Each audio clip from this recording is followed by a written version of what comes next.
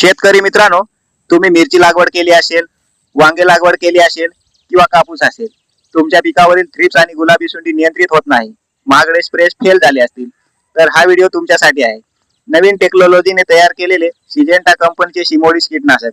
त्यात टेक्निकल घटक आहे आयसोसायक्लोझेरम 9.2% DC. याचा अर्थ जी कीड दुसऱ्या औषधाने कंट्रोल होत नाही त्यांना कंट्रोल करण्याचे काम हे औषध करते. त्यात त्रास लॅमिनार ऍक्शन पण आहे, म्हणजेच औषध पानाच्या वरच्या भागावर जरी पडलं तरी खालच्या बाजूला लपलेली कीड पण नियंत्रित होते. याचा रेन फास्टनेस पण चांगला आहे. फवारणी करून झाल्यावर लगेच पाऊस जरी आला तरी औषध धुवून जात नाही, म्हणजे जे आपण स्टिकर वापरतो त्याची शक्यतो गरज भासत नाही. हे कीटनाशक किडींचे अंडे आणि प्रौढ किडींना पण नष्ट करते.